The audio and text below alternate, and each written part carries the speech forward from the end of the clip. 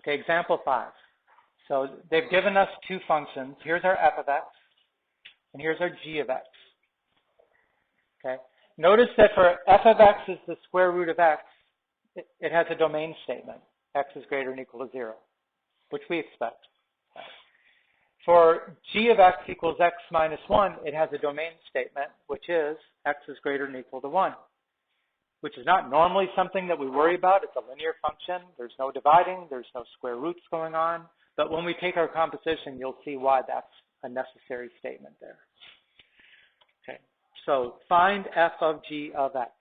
So first step is you want to rewrite it like we did on the last slide. Write it as f of g of x. Always start from that spot. Okay. And then what I'll call the first step is replace the inner function with what it equals, with the expression that it is equal to. Replace the inner function. Meaning in this case, because g of x equals x minus 1, I put, in the place of g of x, I put x minus 1. Replace the inner function with the expression that it's equal to. 2, evaluate the outer function.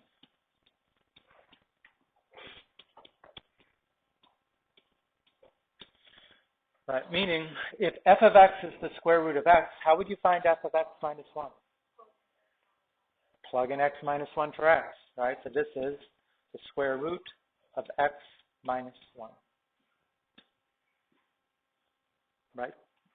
I mean, we did this like with difference quotients, where you would say, what is f of x plus h? Now, we know how to plug in to evaluate a function. It doesn't matter what's inside the parentheses, just put that in the place of the variable there. Okay, so this is f of g of x.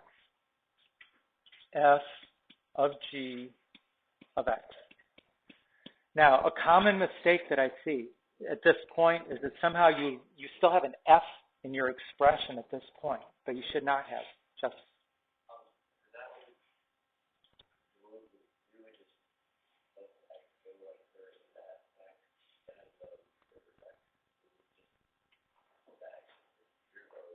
no, we replaced this x with x minus 1. That's it. We're taking that whole thing and putting it in the place of the x there. That's where that comes from. Square? Why would it square? No, there's not two x's. You're not putting this x minus 1 next to this. You're not putting this here and then saying like x squared minus x or something like that. This x minus 1 goes exactly in the place of the x. You replace it. Get rid of that. It's going to mess things up. But that's right. Right? It replaces the x altogether. Right? So don't keep that other x that's in there. Don't have any f's left.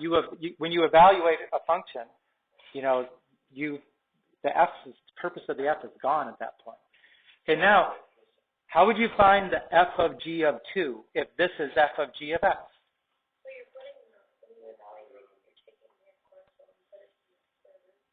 You're putting it in the place of the variable, whatever is the expression that function equals. How do you find f of g of 2? Plug in 2 here. The square root of 2 minus 1 is the square root of 1, which is 1. How do you find f of g of 0?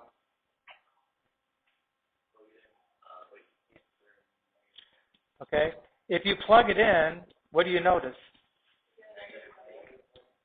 Right? Undefined. And the thing is, we knew that because they said that x has to be greater than or equal to 1. That's why they had that domain statement there, so that we wouldn't plug in a value of x which is less than 1.